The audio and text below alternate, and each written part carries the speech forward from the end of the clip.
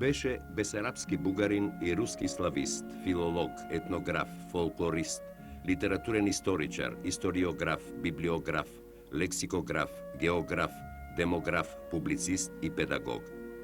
Но Петар Драганов беше и остана пред се најдоследниот македонолог, основоположник на македонистиката во Русија, проучувач, афирматор и доследен заштитник на самобитноста на македонскиот народ, на неговиот прогонуван јазик, на неговиот присвојуван фолклор, на неговата прикривана и искривувана историја, афирматор на посебната индивидуалност на македонската култура во словенскиот свет.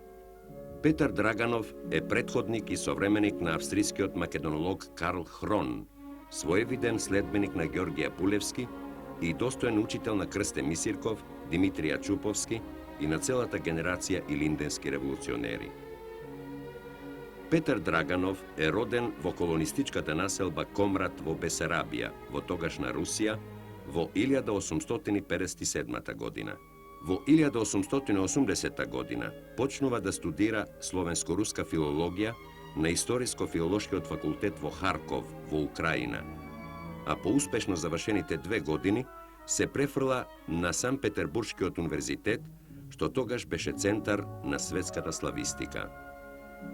Како софиски стипендист, на 31 јули 1884 година, Училишниот оддел на Бугарската екзархија го назначи за преподавател по црковнословенски јазик и општа историја во Солунската гимназија Кирил и Методија.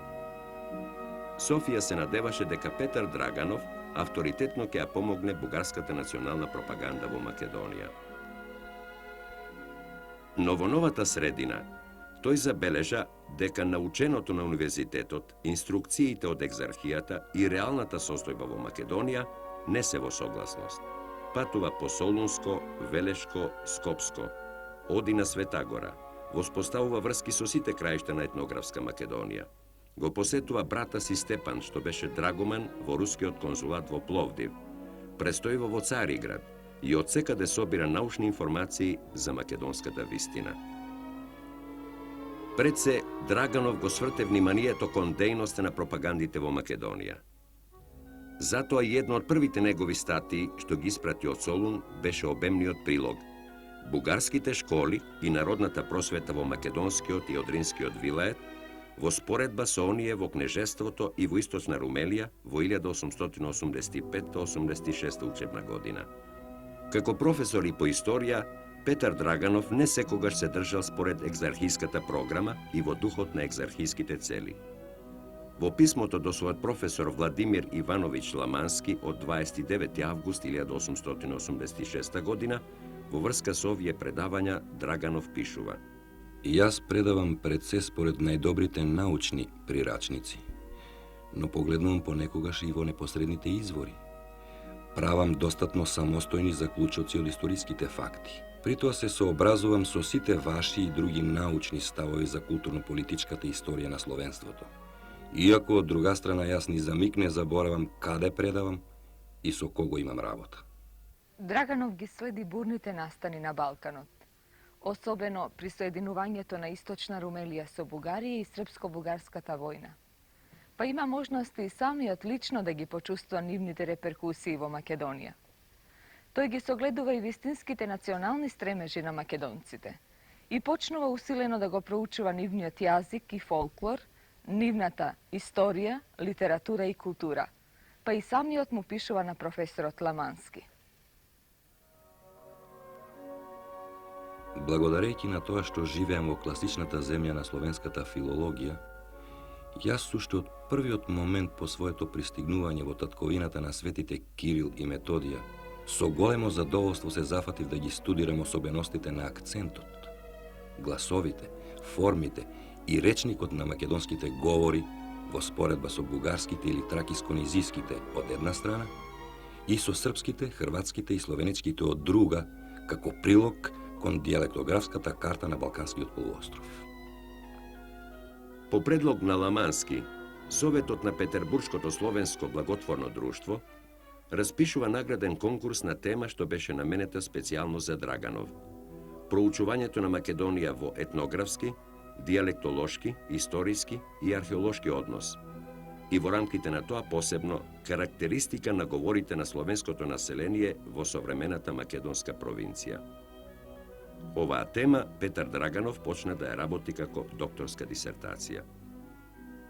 Всушност, веднаш по пристигањето во Солун, Петар Драганов направи потек што имаше решавачко значење и за неговиот живот и во голема мера за развојот на македонистиката воопшто. Еве што пишува самиот тој. Долго пред српско-бугарската битка, јас решив на самото место да го проверам степенот на основаноста на српските и бугарските претензии за јазикот и народноста на тамошното македонско-словенско население. А по започнувањето на самите воени акции помеѓу обата родствени претенденти, кај мене уште повеќе се затврди таа намера.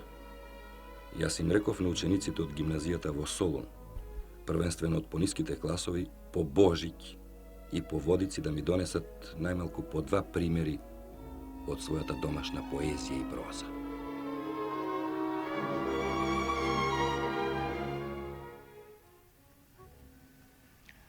Учениците беа толку мили и љубезни што за 1-2 недели јас веќе станав собственик на најобемната од сите поетски и прозни македонски колекции. Имено околу 1200 примероци од најразличните видови на народната поезија и проза, што потекнуваат од 109 населени македонски пунктови. Врз основа на овој собран етнографски и фолклорен материјал, Драганов го започнува проучувањето на јазикот и културата на потомците на Кирил и Методија. Но токму српско-бугарската војна во 1885 година ги подсили туѓите пропаганди во Македонија. Бугарската екзархија се обиде да искористи некои видни имиња од славистичката наука за оправдување на своите цели во Македонија. За неа беше мошне важно да го ангажира и младиот Петар Драганов како руски граѓанин.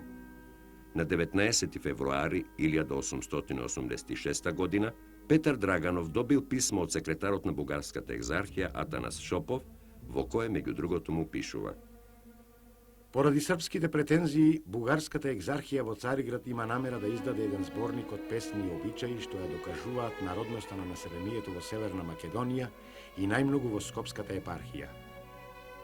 Наредено ми е од неговото блаженство да ве замолам, имајки ги предвид вашите филолошки и историски познавања за земјата и народот, да ми испратите каков и да е материјал, статија или песни со филолошки белешки, што да ги објавиме во спомнатиот зборник и кој што научно да ја докажува бугарската народност на населението во спомнатиот дел на Македонија.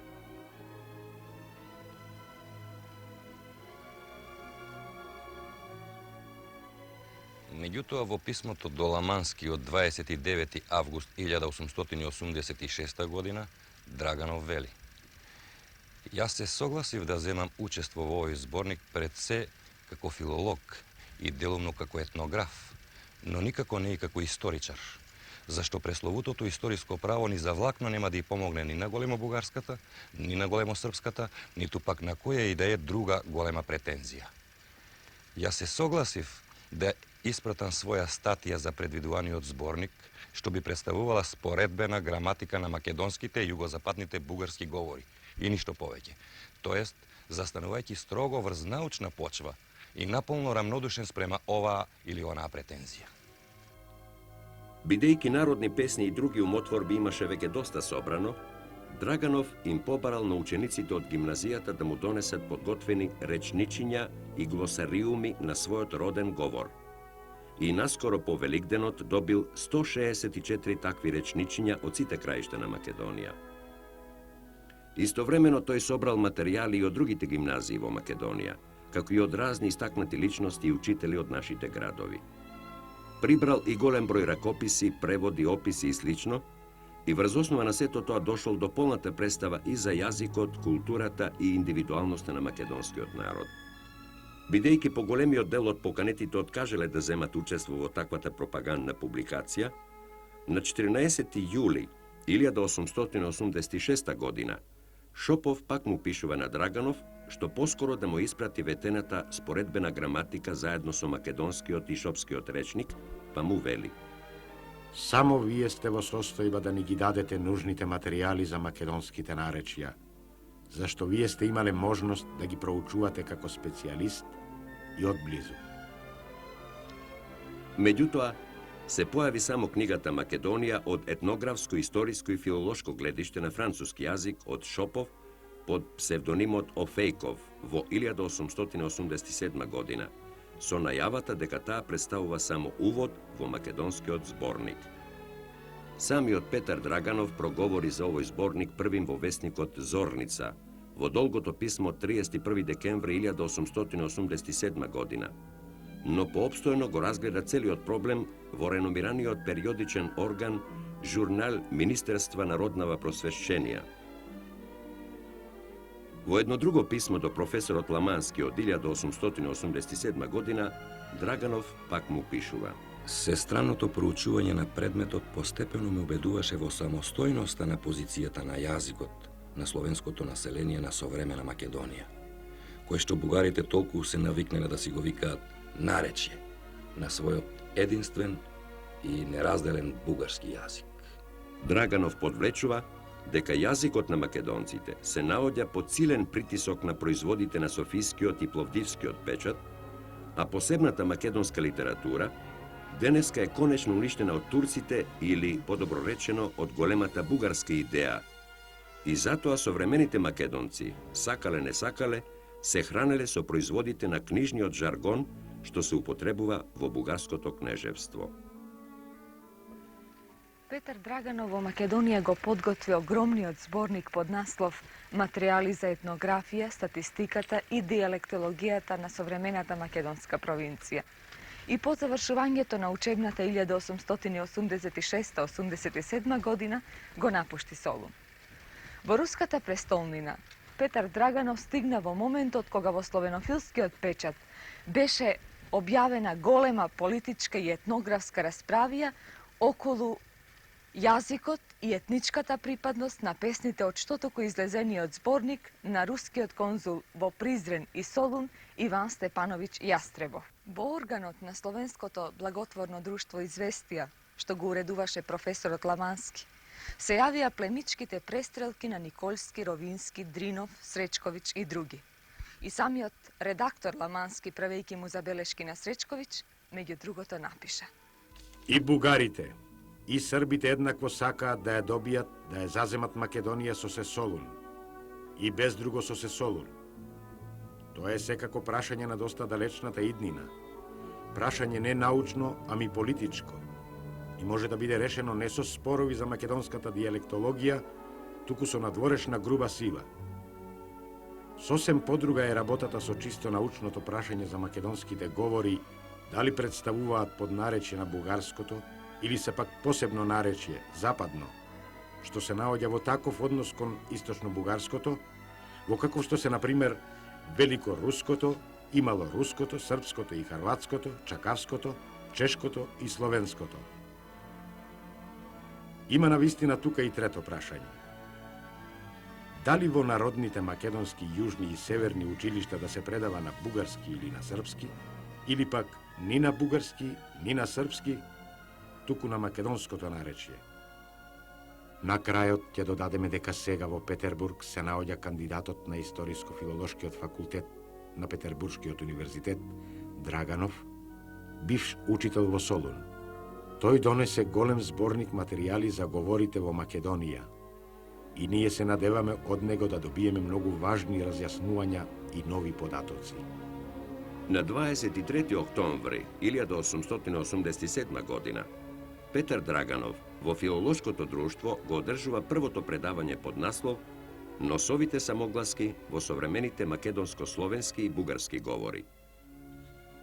Всушност, како што забележува авторот, тоа представувало обработка на една глава од ракописната дисертација под насловот Особеностите на акцентот, гласовите, формите, творбите и речникот на македонско-словенските говори во споредба со бугарските и српските.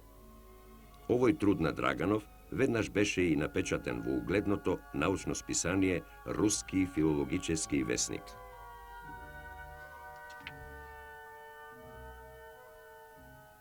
На 11 декември Истата 1887 година во етнографското одделение на Императорското руско географско друштво Драганов го прочитал рефератот за проучувањето на современата Македонија во етнографски, статистички и диалектолошки поглед. На истото заседание протоколарно е заведено решението зборникот на Драганов во целина да се објави во записите на етнографското одделение на ова друштво. За зборникот авторот беше награден и со сребрен медал од ова друштво. На 1 април 1888 година во истово друштво Драганов го одржа и предавањето Етнографски преглед на словенскиот дел од Македонија. Но најзначајно беше појавувањето на Петар Драганов на страниците на словенофилскиот орган Известија со делови од својата во Солун подготвена дисертација. Уште во декември 1887 година излезе прилогот Општ етнографски преглед на македонската провинција, а потоа почна во продолжение да излегува студијата Етнографски преглед на словенскиот дел на Македонија.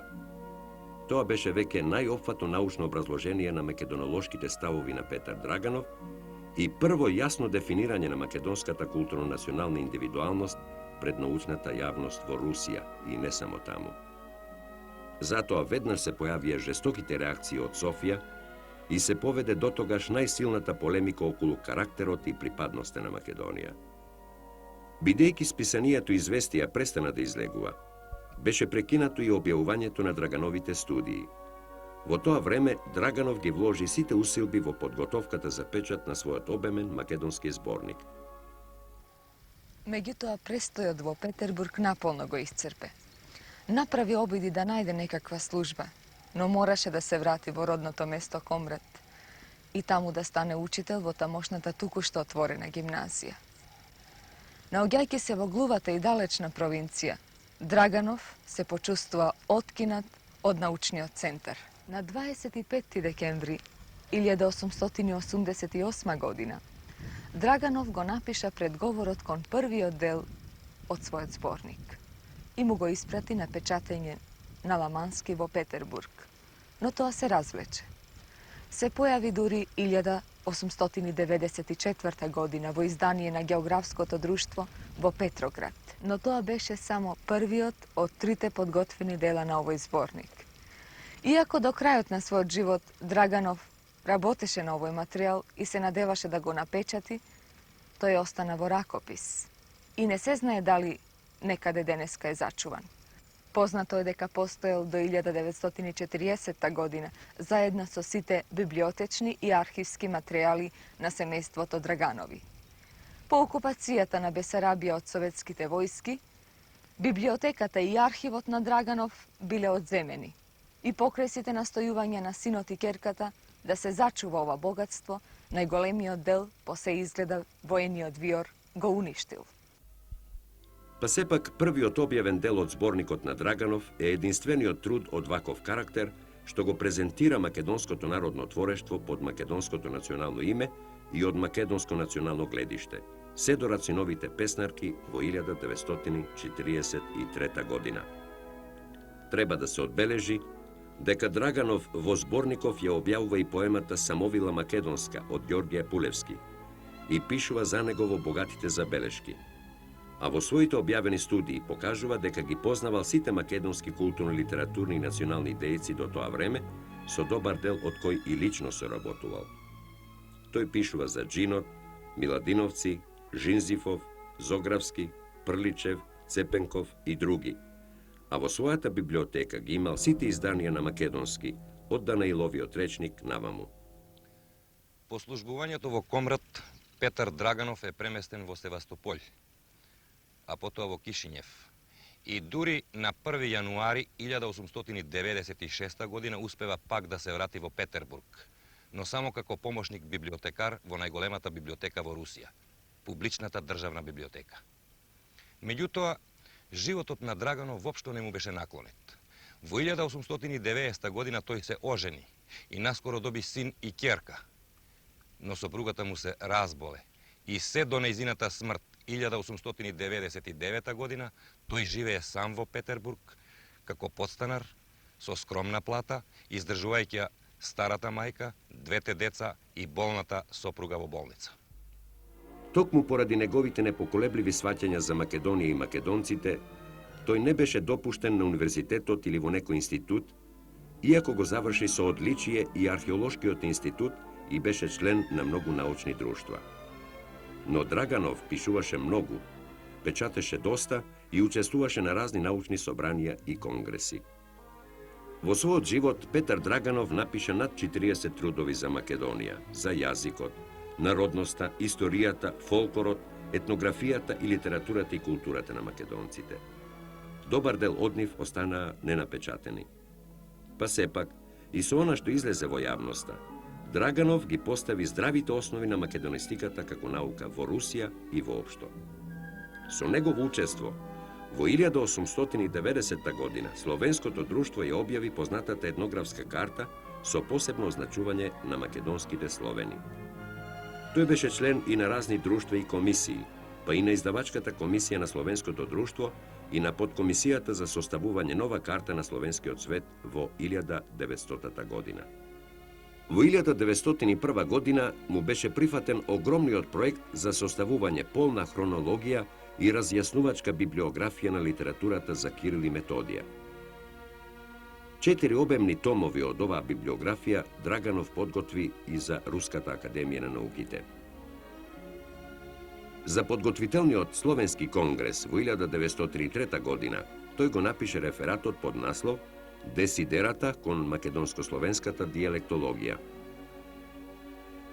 Но Драганов западна во тешки материјални околности и во 1904 година мораше одново да го напушти Петербург и пак да се прибере во родниот Комрат во Бесарабија како гимназијален професор.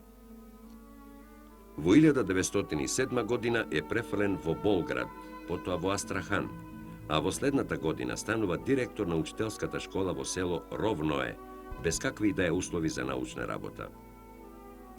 Во 1913 година е преместен за директор на гимназијата во Кагулј во Бесарабија, каде што се наоѓа и до Октомвриската револуција и анексијата на Бесарабија од Романија. По Првата светска војна, Драганов се наоѓа во Романија, каде што се прибира и неговата ќерка Ангелина, додека син му, Валентин, останува во Ленинград. До 1926 година учителува во Комрат и Болград, а потоа се пензионира.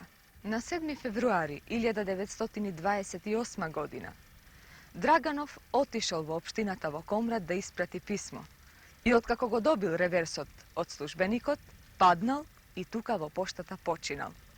Погребан е во комратските гробишта во Бесарабија.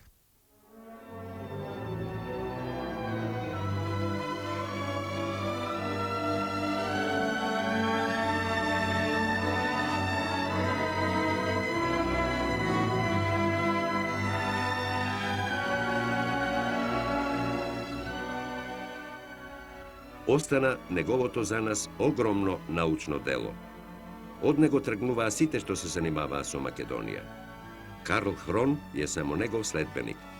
Крсте Мисирков веројатно имал лични допири со Драганов во Петербург, а Димитрија Чуповски преку Драганов ги зема зборовите што ги става како мото на корицата на своето списание. Има известни укажувања дека и други основачи на македонското научно-литературно другарство во Петроград имале контакти токму со Петар Драганов.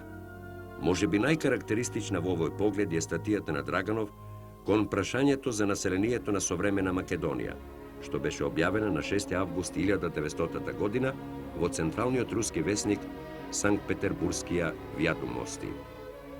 Разгледувајќи го, како што пишува самиот односот спрема местното словенско наречје од страна на двата главни претендента за Македонија, Петар Драганов сведочи: Обете војувачки страни, без обзир на јавните уверувања пред целиот свет и пред русите посебно, за својата племенска љубов кон Македонија и кон македонците, на самото место, тоест во самата Македонија, се однесуваат со најголема омраза спрема местното наречје и спрема основните потреби на местното население.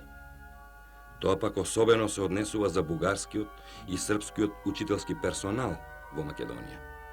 Нивната омраза спрема потлаченото, угнетено и прогонувано местно македонско-словенско наречје не знае за граници. Ние би можеле да наведеме долга редица сведоштва од високо авторитетни научници и пред се од родени македонци од доброто старо време, како документарни докази дека македонско-словенското наречје е повеќе или помалку самостојно и автономно во однос на бугарскиот и српскиот јазик. Овие сведоштва се однесуваат кон две категории. Прво, така нареченото македонско наречје си има своји собствени особености и во акцентот, и во гласовите, и во формите, и во синтаксата, и особено во речникот. Второ, местните македонско-словенски учители од доброто старо време уште на наша памет се до крајот на 60-тите и почетокот на 70-тите години, тоест уште спроти големата ослободителна војна од 1877 до 1878 година, си печатеа своји училишни учебници на местното наречје. И во своите уводи кон овие учебници и прирачници громко изјавуваа дека македонско-словенското население, откако си ја извојува црквено-словенската литургија од грчкото управувачко свештенство, нема ни најмала желба да се откажува од интересите на својата народност, тоест да се побугарува и да се посрбува, наречувајќи ги при тоа бугарите со омалжувачкото име шопи. Нагласувајќи дека во Македонија го издигнало својот глас староседалското население, што се наречува со старинското име македонци, Петар Драганов ја прави следнава видовита, точна и праведна мисирковска анализа. Според нашето лично мислење би било просто праведност да се поддржи барем морално ова многубројно племе што зборува на посебно словенско наречје и си има своја стара историја од 6 до 15 век. Не помалку интересно од историјата на бугарите и србите. Македонците се исто такви христијани, при тоа православни, како што се србите и бугарите. Поддршката пак од страна на Русија и би рекол од целата христијанска Европа на македонците, имајќи ги предвид познатите параграфи од решенијата на Берлинскиот конгрес, што и гарантираат автономија на Македонија и на целото нејзино население, би било не само акт на политичка праведност, туку и мудрост. Македонија на опашката на Бугарија и на Србија, како составен дел на последниве, секогаш ќе биде елемент за општ пожар на Балканскиот полуостров, ако не и во цела Европа. За Русија и за русите треба да бидат важни мислењата за Македонија не на оние македонци што откинувајќи се од својата сопствена народност, одамна наживо им се продале на србите или на бугарите, туку само на оние словено-македонци што ги поставуваат интересите на својата навистина прогонувана народност, највисоко од се. Така мислеше и дејствуваше бесарабскиот бугарин и руски славист Петар Драганов во 19-тиот и почетокот на 20-тиот век. Тој беше сведок на кого што мораше да му се верува. Беше научник што мораше да се почитува.